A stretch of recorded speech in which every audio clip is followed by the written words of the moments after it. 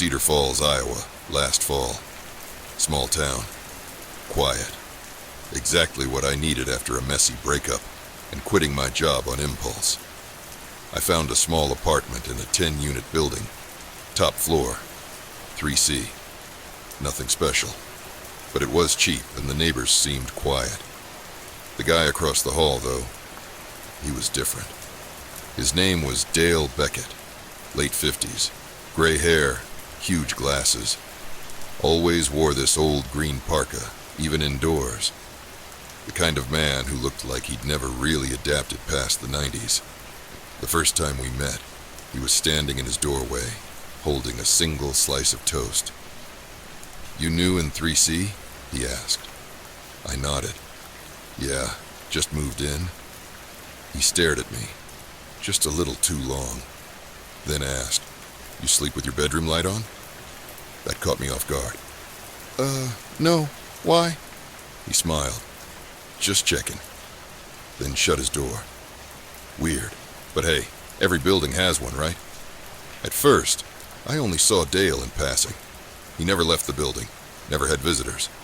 He'd just appear in the hallway, watching quietly. Then the tapping started. Every night, around 3:10 a.m., tap, tap, tap. Pause. Tap. It came from the wall behind my bed, the wall that connects to his apartment.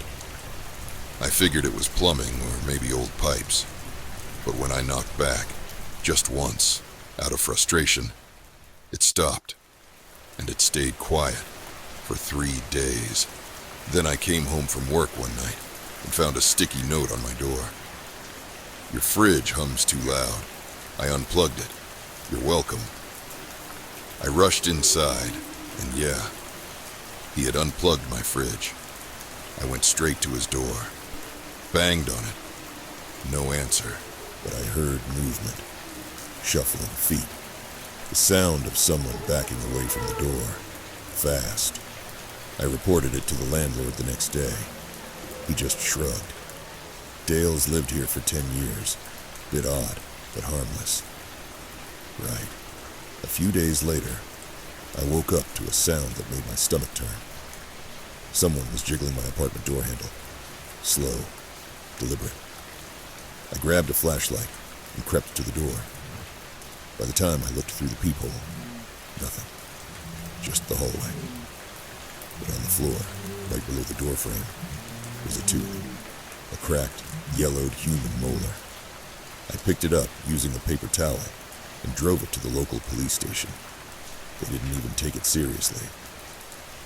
"Could be a Halloween prank," the officer said. It was October 12th. The next event was worse. I had just stepped out of the shower. Steam covered the mirror, except for one spot. In the clear space, written in condensation, were 5 words. "Don't look at me sleeping." I live alone. That night, I didn't sleep, or the night after that. Instead, I bought a small motion sensor cam and mounted it in the hallway. Synced it to my phone. Set it to record between midnight and 6 a.m. First night, nothing. Second night, 3:14 a.m. Ping. I opened the app. Dale. Standing inches from my door. No expression. No pants. Just a thin white t-shirt and socks. He stood there for like 6 minutes. No movement. Just staring directly at the peephole. Then turned and walked back to 3B. I took the footage to the landlord. He barely watched it. Said he'd talk to him. I didn't wait around. I packed my things that night. Didn't even bother breaking the lease. I left a note on the floor of my empty apartment, weighed down by a can of soup. "If you ever want to sleep again, don't live across from 3B. I moved to Minnesota. Changed jobs, changed numbers. Didn't tell anyone my new address. 3 weeks ago, I finally started to sleep again.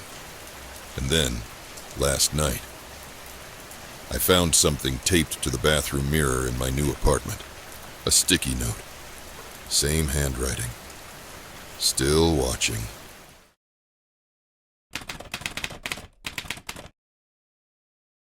I moved to Lexington, Kentucky in March of last year. New job, new city. I didn't know anyone, but I was okay with that.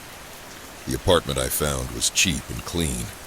Older building, brick, big shared windows facing the other side of the street. A few neighbors around my age, mostly quiet. It was simple and I liked it, until I noticed the man across from me.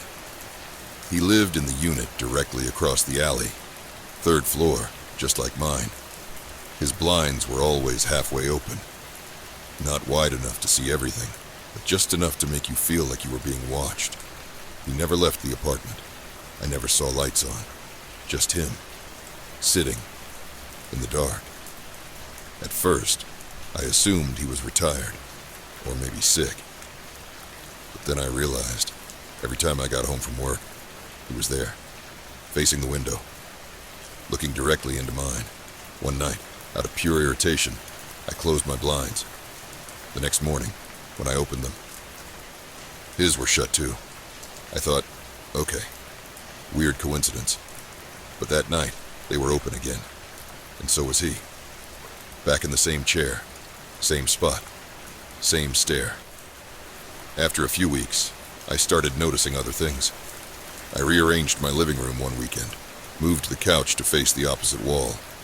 The very next day, I noticed his furniture was moved too. Same layout, same angle. He mirrored it. I changed the lamp next to my couch. He changed his. I bought a hanging plant. So did he. It was like he was turning his apartment into a reflection of mine. I called the building manager, gave him the unit number, and said something weird was going on. He pulled up the records.